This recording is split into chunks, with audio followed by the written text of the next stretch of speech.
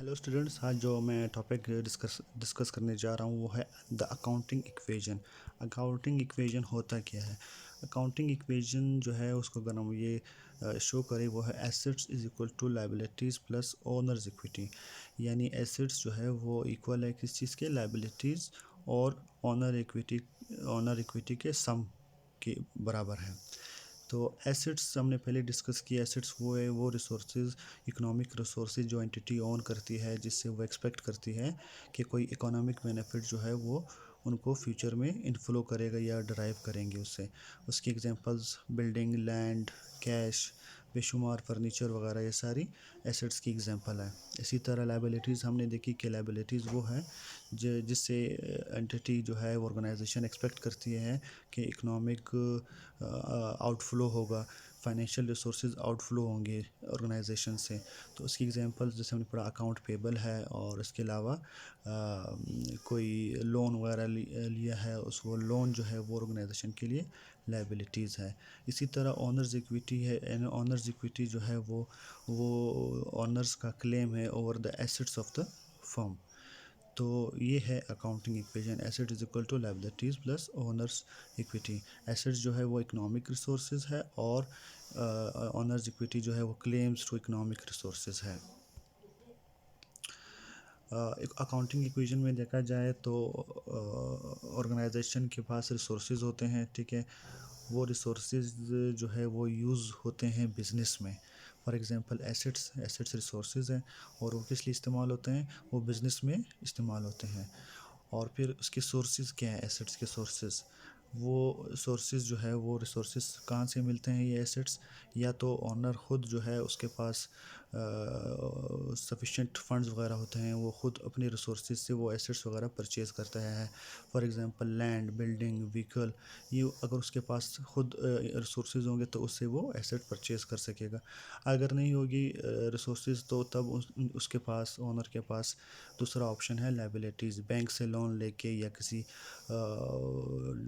जो है account payable कोई और जो क्रेडिटर है वहाँ से पैसे लेके एसेट्स परचेज़ कर सकता है।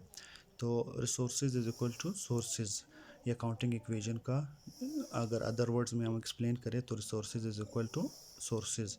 रिसोर्सेज क्या है? एसेट्स, और सोर्सेज क्या है? Liabilities plus owners equity. assets are the resources used in the business, while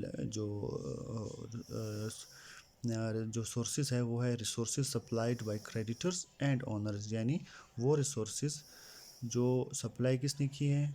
owner ने, या तो क्रेडिटर ने, या दोनों ने, ठीक है। A basic accounting equation is accounting data is represented by the following relationship among the assets, liabilities, and owners equity of a business. The equation must be in balance after every recorded transaction in the system. इस main slide का जो पूरे slide का conclusion ये है कि ये हमेशा इक्वल होना चाहिए। अगर कहीं पे भी आपको फील हुआ कि एसेट्स जो है वो लाइबिलिटीज़ प्लस ओनर्स इक्विटी के इक्वल नहीं है, तब इसका मतलब ये है कि कहीं पे कोई एरर है, कोई मिस्टेक है, क्योंकि ये हमेशा इक्वल होने चाहिए जो प्रॉपर अकाउंटिंग प्रोसीजर्स हैं उसके मुताबिक। इसकी एक अगर एग्जांपल्स देखी जाए, फॉर एग्जांपल एक ट्रांजैक्शन है, Sachin deposits ₹25,000 in a bank account for ABC limited. देखें, सचिन ने क्या किया? 25,000 रुपये को बैंक अकाउंट में डिपॉजिट किया है। किसके लिए? ABC limited company. ये कोई कंपनी है, उसके बैंक अकाउंट में 25,000 रुपये जमा किए हैं। अब इसमें क्या होगा ये हम देखेंगे, क्या एसेट्स और क्या liabilities, owner equity, accounting equation इसका कैसे चलेगा। देखिए, कैश आया, ठीक है, 25,000। ये क्या है? ये एसेट्स हैं, ठीक है। इसको कैश भी कहा जा सकता है, इसको आप बैंक भी लिख सकते हो, बैंक अकाउंट जिसमें 25,000 रुपये पड़े हैं और ABC लिमिटेड के पास। और इसके अगेंस्ट इसमें ये लायबिलिटी वाले कॉलम में आएगा या ओनर इक्विटी, इसको हम अभी देखते हैं। ये ओनर्स इक्विटी में है। क्यों? क्योंकि सचिन जो है ख़ुद ओनर है वो ABC लिमिटेड कंपनी का, उन्होंने ख़ुद जो है अपने पैसे उठा के बैंक अकाउंट में डाल दिए हैं। किसके बैंक अकाउंट में? अपने बैंक अकाउंट में नहीं, बल्कि ABC लिमिटेड जो जिस कंपनी का ये ख़ुद ओनर है। तो देखा जाए एसेट्स भी 25,000 है और दूसरे राइट साइड पे जो है सोर्सेज वो भी 25,000 है, ये इक्वल आ रहा है। तो इसका मतलब ये है कि प्रॉपर अकाउंटिंग इसकी हो गई है। दूसरा ट्रांजेक्शन है ABC limited buys land for ₹20,000। ठीक है, ABC ने जो है वो लैंड बाई की 20,000 रुपीज़ से। 20,000 रुपीज़ तो कैश उनसे माइनस होगा, ठीक है, क्योंकि वो पे कर रहे हैं लैंड के अगेंस्ट। और दूसरी तरफ तक देखा जाए लैंड उन्होंने परचेज़ की है, लैंड जो है वो आ रही है। तो एक तरफ देखा जाए कैश जा रही है 20,000, दूसरी तरफ लैंड 20,000 रुपये की आ रही है। तो क्या हुआ, इधर भी ज़ीरो हो जाएगा नेट एसेट्स की तरफ से और लायबिलिटीज़ ओनर की तरफ से भी ज़ीरो हो जाएगा। तो ये जो अकाउंटिंग ट्रांजैक्शन है, ये अकाउंटिंग इक्वेशन है, बिल्कुल बैलेंस आ रहा है। इसका मतलब ये है कि इसकी प्रॉपर अकाउंटिंग हो गई है। थर्ड इसका एग्जांपल है ABC limited buys a goods for ₹1350 agreeing to pay the supplier in the near future.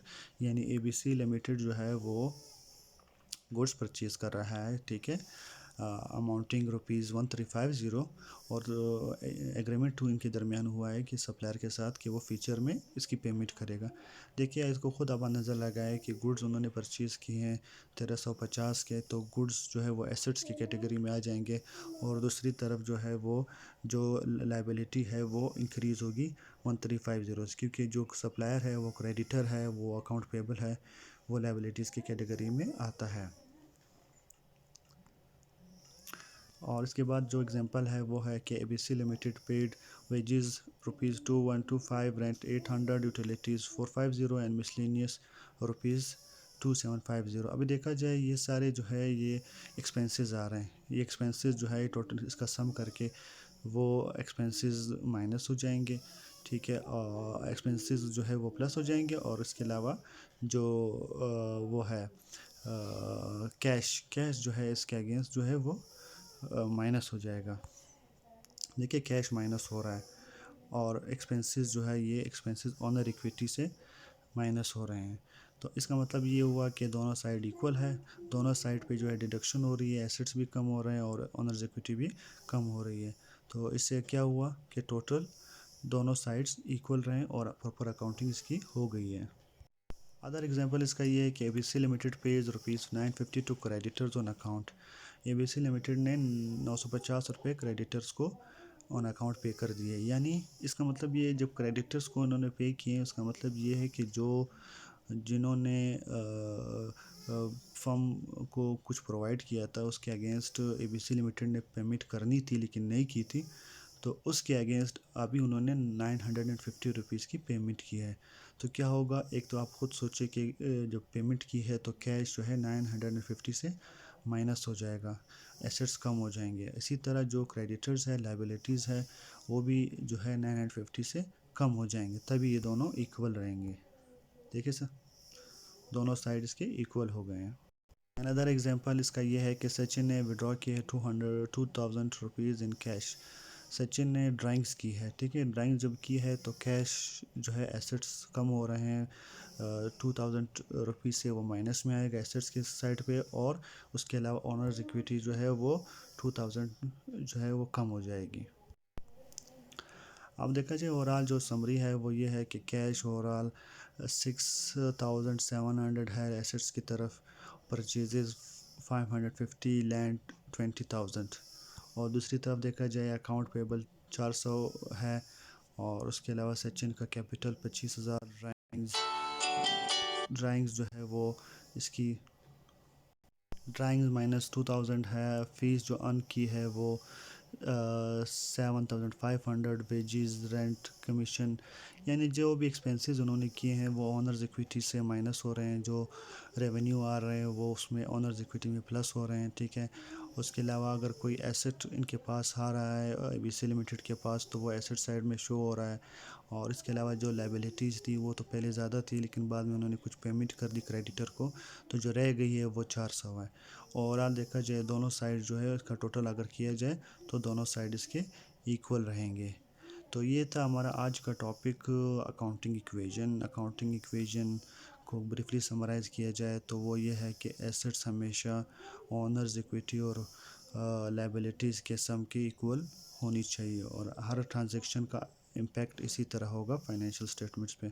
अगर कहीं पे भी जो है ये इक्वल नहीं आ रहा, उसका मतलब ये है कि अकाउंटिंग इसकी प्रॉपर नहीं हुई और कहीं इसमें कोई मिस्टेक है।